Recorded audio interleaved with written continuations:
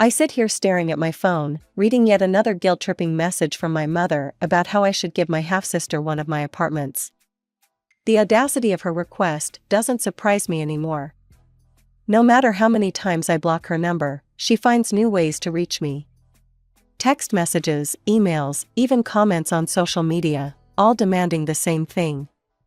To understand why I'm so adamant in my refusal, we need to go back 20 years. I was 6 when my world fell apart. Mom sat me down one evening in our living room, her face oddly calm as she twisted her wedding ring, and told me she'd fallen in love with someone else. Dad was moving out. I remember watching him pack his things, while Mom hovered impatiently by the door, checking her watch every few minutes. Mom didn't waste any time. The ink was barely dry on the divorce papers when she married Steve, and he moved into our house. Everything changed overnight. My princess drawings disappeared from the fridge, replaced by Steve's work schedule. My favorite cereal vanished from the pantry because Steve preferred healthy breakfast options. It was like someone had taken my home and rearranged everything just slightly wrong. Dad sent regular alimony checks and tried to see me when he could, but his business kept him busy. Our visits grew shorter and less frequent, always interrupted by urgent phone calls about meetings and deals. Then, when I was 8, my half-sister arrived. I still remember standing in the hospital hallway, watching through the glass as Mom cradled her new baby, with Steve beaming beside them. That was the moment I became invisible in my own home. They named her Lisa, and suddenly, everything revolved around her schedule, her needs, her wants. "Rachel, keep it down," became Mom's favorite phrase. "The baby's sleeping." "Rachel, go to your room," Steve would say. "Your mother needs to focus on the baby." "Rachel, we can't help with your homework right now." "Lisa has a fever." "Rachel, eat dinner in your room tonight." "Lisa's fussy and needs quiet." I grew up with a roof over my head and food on my plate, but love and warmth were luxuries I didn't get to experience. My bedroom became my sanctuary and my prison. I'd spend hours there, doing homework, reading books, or just staring at the ceiling, trying to make myself as small and quiet as possible. Steve made no secret of his dislike for me. He'd sigh heavily whenever I entered a room, or mutter under his breath about baggage from the past. Late at night, I'd hear them talking through the thin walls of my bedroom, their voices carrying clearly in the quiet house. "She should be living with her father," Steve would say. "She doesn't belong here. Look how she mopes around the house. She's making Lisa uncomfortable." "We can't send her away," Mom would reply in a harsh whisper. "Mark's alimony is too important. We need that money. Have you seen how much Lisa's dance classes cost? Besides, the mortgage." Those whispered conversations taught me everything I needed to know about my place in this family. I wasn't a daughter, I was a paycheck. A means to an end. A necessary inconvenience they tolerated for the monthly deposits my father made into their account. Every time I heard them talk like that, a little piece of my heart would harden, building up walls that would eventually become impenetrable. As I grew older, the distance between me and my mother's family grew into a canyon. Every summer vacation became a stark reminder of where I stood in their hierarchy. While they packed their bags for beach resorts and theme parks, I'd be shuttled off to Dad's place like an afterthought. "We just can't afford an extra ticket, Rachel," Mom would say, not quite meeting my eyes. "But you'll have fun with your father, won't you?" The truth was, I did have fun with Dad, even though our time together was punctuated by business calls and urgent meetings. He'd sit with me during breakfast, his phone constantly buzzing, looking at me with guilty eyes. "I'm sorry, Princess," he'd say for the 100th time. "The business is really taking off, and I need to be available. But look what I got you." And out would come the latest iPhone, or a new laptop, or the newest gaming console. I remember the day he gave me my first MacBook. His eyes lit up watching me open it. "This is for all those weekends I had to cancel," he said. "I know it doesn't make up for it, but..." "It's perfect, Dad," I told him, and I meant it. Not because of the expensive gift, but because of how his face brightened when I hugged him. But my happiness would always be short-lived. The moment I returned home with any new gadget, the storm would begin. "A MacBook?" Lisa would screech, her face turning red. "That's not fair. I want one too."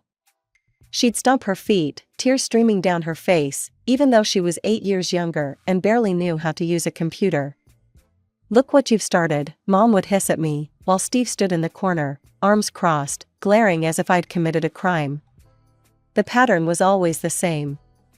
Lisa would throw a tantrum, Mom and Steve would pace around anxiously, and within a week, they'd cave and buy her the same thing.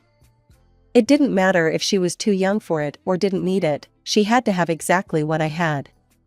One particularly bad episode involved an iPad Pro. Lisa's meltdown lasted 3 days straight. "I hate you," she screamed at me. "You always get better stuff. It's not fair." Mom finally snapped. I overheard her angry phone call to Dad that evening. "Mark, this has to stop," she demanded. "These expensive gifts are causing problems in my household. Lisa gets upset, and we can't afford to keep matching your presents.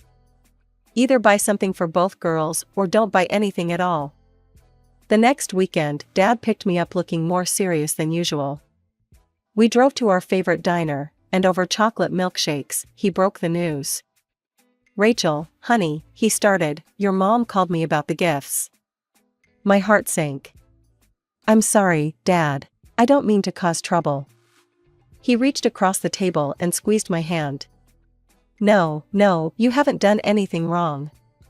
But I think we need to be smarter about this. I won't be giving you any more expensive gadgets."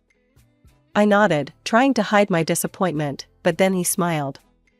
Instead, he continued, lowering his voice, "I've opened a college fund for you.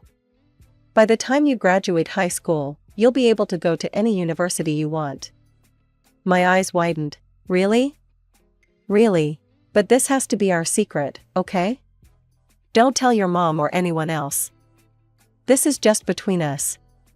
I nodded eagerly, feeling for the first time like I had something truly mine, a future that nobody could take away or demand to share. The day I graduated high school should have been filled with celebration. Instead, just a week later, I found myself sitting at our dining table, pushing food around my plate while Mom cleared her throat. "Rachel," she said, setting down her fork. "Now that you've graduated, we need to discuss something important." I already knew what was coming. The way she'd been eyeing my room lately, the whispered conversations with Steve, it wasn't hard to guess. "Lisa needs her own space now that she's 10, Mom continued. "She's growing up, and your room would be perfect for her. It's time for you to move out." Steve nodded vigorously beside her, while Lisa bounced in her chair with excitement. I kept my face neutral, took a sip of water, and said, "Actually, I was planning to leave anyway. I'm going to college in the fall." Mom's eyebrows shot up. "College? We can't afford that, Rachel. You know our financial situation." "Dad's paying for it," I replied, watching their faces transform. The relief that washed over them was almost comical. Steve's shoulders relaxed, and Mom's tight smile loosened. "Oh," she said. "Well, that's good then." I spent the next day packing my life into boxes. The walls of my room, already bare from years of not being allowed to put up posters, "It'll damage the paint, Rachel," seemed to close in on me. Through the thin walls, I could hear Mom and Steve talking in their bedroom. Finally, Steve was saying, his voice gleeful, "No more dealing with Mark's daughter. And the alimony payments will stop too." "I know," Mom replied. "I was worried we'd have to keep her around longer." This worked out perfectly. Their words should have hurt, but I felt nothing but relief. 2 days later, I loaded the last box into Dad's car. Dad had taken a whole week off work, the first vacation he'd had in years, and surprised me with tickets to Hawaii. As our plane took off, I watched my hometown disappear beneath the clouds, feeling lighter with each mile we put between us and that house. "I thought we could use some father-daughter time before college starts," he said, squeezing my hand. For the first time in years, his phone stayed off. We spent our days on the beach, trying to surf, badly, eating at local restaurants, and talking, really talking, about everything and nothing. In the evenings, we'd sit on our hotel balcony, watching the sunset paint the sky in colors I'd never seen back home. One night, as we watched the waves crash against the shore, Dad turned to me. "I'm sorry it took me so long to do this," he said quietly.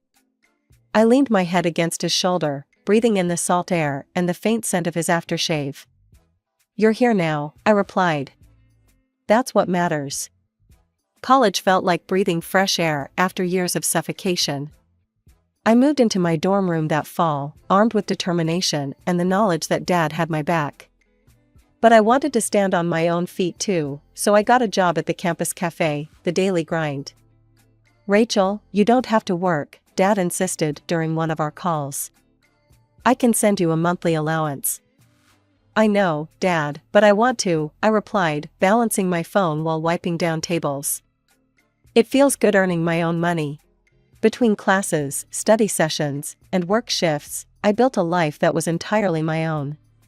My coworkers became friends, my professors became mentors, and slowly, the weight of my past began to lift.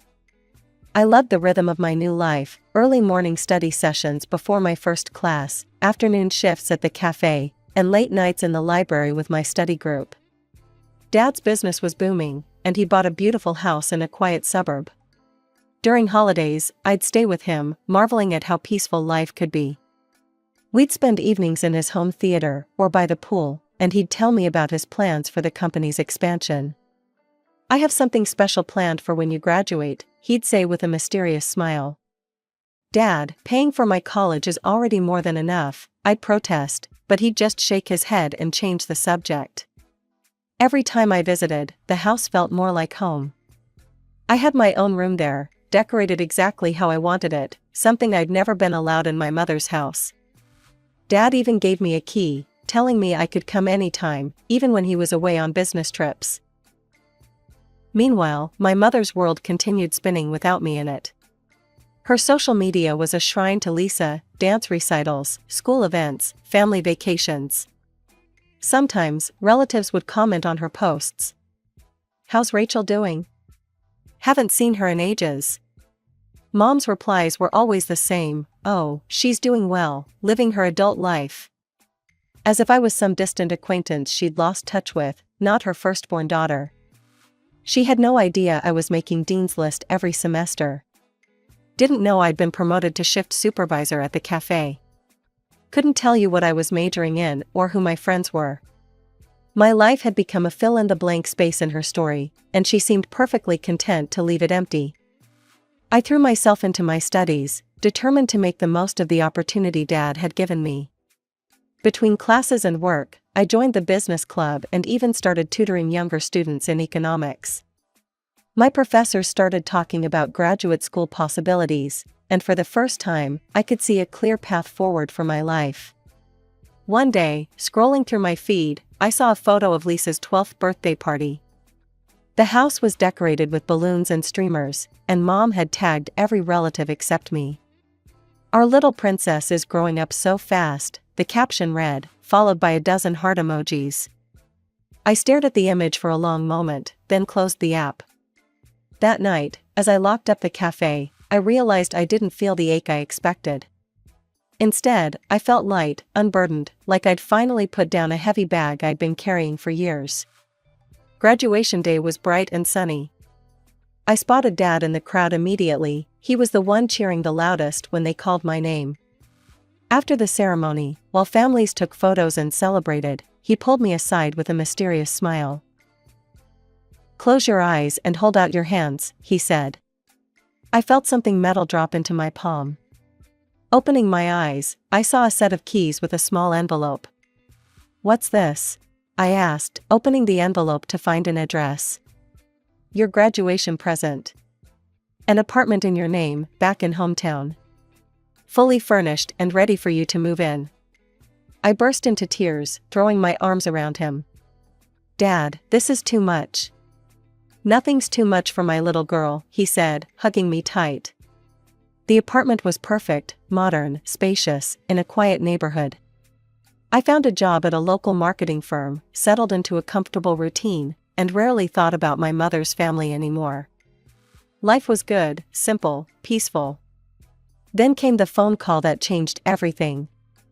The tests came back positive, Dad said, his voice unusually quiet. It's stage 3 pancreatic cancer. The next 2 years became a blur of hospital visits, chemotherapy sessions, and desperate searches for experimental treatments. I watched my strong, vibrant father grow weaker day by day. He fought hard, we both did, but cancer doesn't fight fair. On a rainy Tuesday morning, holding my hand, he took his last breath. He was just 54. I handled the funeral arrangements in a daze. Posted about it on social media, tagging Mom out of obligation more than hope. Her response came hours later. Sorry, but I'm too busy to attend my ex-husband's funeral. Lisa has a dance recital that day. Even in my grief, I couldn't say I was surprised. The reading of the will left me speechless. Dad had left me everything, his company, the house, several investment properties. His lawyer handed me a letter. Dear Rachel, I built all this for you, princess. I'm sorry I can't be there to see what you'll do with it, but I know it'll be something amazing. Take care of yourself first, then others if you can. Love, Dad. I hired Marcus Chen, Dad's trusted VP, to run the company as CEO. He had the experience I lacked, and I knew Dad would approve. Meanwhile, I found my own way to honor his memory, establishing a foundation to help cancer patients and their families. The day we launched the foundation, I stood at the podium, looking out at the crowd. No one should fight cancer alone, I said, my voice steady, despite the tears in my eyes.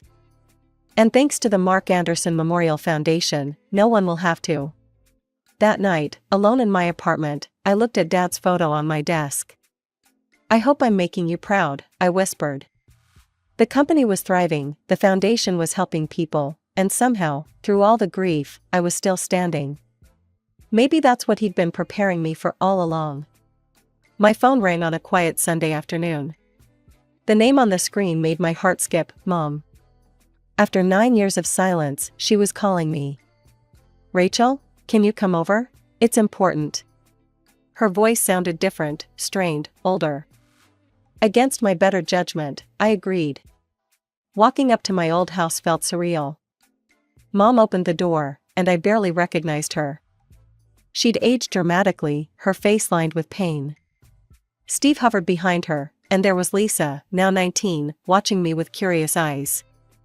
In the living room, nothing had changed, same furniture, same photos of Lisa everywhere. Mom lowered herself carefully into her chair, wincing. I need surgery, she said without preamble. Several surgeries, actually. My joints are deteriorating. Without treatment, I could end up immobile. She paused, wringing her hands. I heard about your inheritance from Mark. About the company, the properties. There it was, the real reason for the reunion. We can't afford the surgeries, Steve added, his pride clearly battling with desperation. The insurance won't cover enough. I studied my mother's face, the same face that had dismissed me, forgotten me, ignored me for years. The same woman who couldn't even attend my father's funeral. But underneath all that history, she was still my mother. I'll cover the medical bills, I heard myself say. Mom burst into tears, pulling me into an awkward hug, our first in years. Stay for dinner, she insisted. We have so much catching up to do. Dinner was a strange affair. Between bites, Mom and Steve peppered me with questions. So, how many properties did Mark leave you exactly? Is the company doing well? Are you selling any of the assets? I deflected each question with practiced ease. The estate is quite complicated, I'd say, or everything's in trusts and legal arrangements. Lisa watched this dance with sharp eyes, eerily similar to how I used to watch Mom and Steve's late-night conversations through the years. As I drove home that night, I wondered if I'd made the right decision. I had the means to help, and despite everything, some small part of me still hoped that maybe, just maybe, this time would be different. The next day, I contacted the hospital to arrange payment for Mom's surgeries. Whatever happened next, at least I knew I'd done what Dad would have wanted, being better than the hurt I'd been given. The surgeries were successful. I paid each medical bill without question, and within months, Mom was walking normally again. That's when the invitations started coming. "Rachel, come for Sunday dinner." "Rachel, we're having a barbecue." "Rachel, Lisa misses you." Each visit felt like walking on eggshells. Mom would reminisce about my childhood, conveniently editing out the painful parts. Steve would ask casual questions about Dad's company.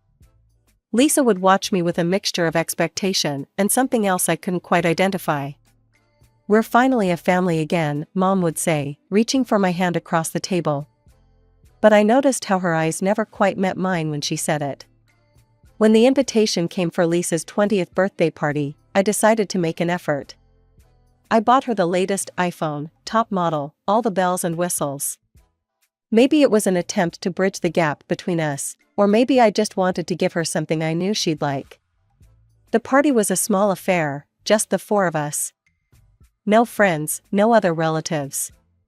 Mom had insisted on keeping it intimate, though now I understood why. Lisa unwrapped the iPhone with barely concealed disappointment. "Oh, thanks," she said flatly, setting it aside without even opening the box. She kept glancing at Mom, as if waiting for something. Then came dinner, and Mom cleared her throat in that way I remembered all too well from childhood, the sound that always preceded something unpleasant. "Rachel, sweetheart," she began, her voice honey-sweet. "The phone is lovely, but we were thinking you could give Lisa something more substantial." I paused, fork halfway to my mouth. "What do you mean?" "Well," Mom continued, sharing a look with Steve, "we know your father left you several properties. And Lisa's graduating from college soon. Wouldn't it be nice if she had her own place? You have so many apartments, surely you could spare one for your sister?"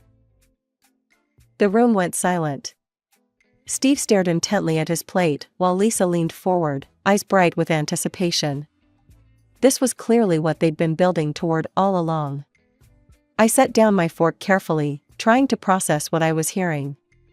All those family dinners, the sudden interest in my life, the constant invitations, it had all been leading to this moment. "No," I said quietly.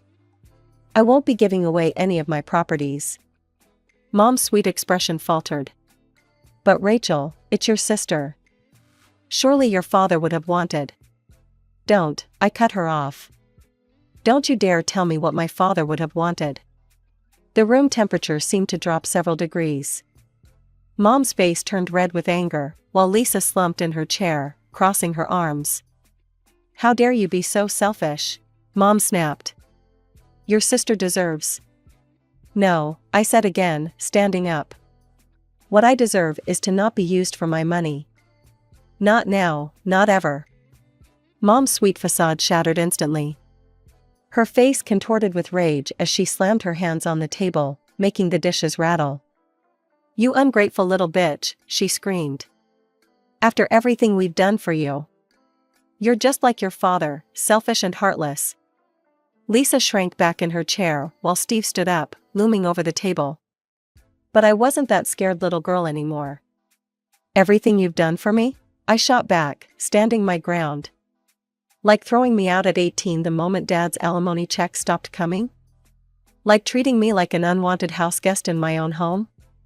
You were never part of this family," Mom shrieked. "You were always in the way, always causing problems. And now you have all this money and won't help your own sister?" She lunged forward, hand raised to strike me. I caught her wrist midair. "Touch me," I said quietly, "and I'll go straight to the police. And then I'll sue you for every penny I spent on your surgeries." The color drained from her face. Steve took a step back. Lisa's mouth hung open. "You wouldn't dare," Mom whispered. "Try me. I'm not that powerless little girl anymore." I grabbed my purse and headed for the door, turning back one last time. "Don't call me again. Don't message me. Don't try to contact me through relatives. We're done." That was more than a year ago. Now I sit in my office, looking out over the city as another one of Mom's messages pops up on my phone. They started coming a week after that dinner, first angry, then pleading, then tearfully apologetic. Please, Rachel, we're family. Your sister misses you. We can work this out. I block each new number, each fake social media account they create. Sometimes I catch myself wondering if I'm being too harsh, if I should give them another chance. But then I remember Dad's words from his letter, take care of yourself first. So that's what I'm doing. The company is thriving under Marcus's leadership. The Cancer Foundation is helping dozens of families. My life is full of meaning and purpose, built on the foundation of love that Dad provided.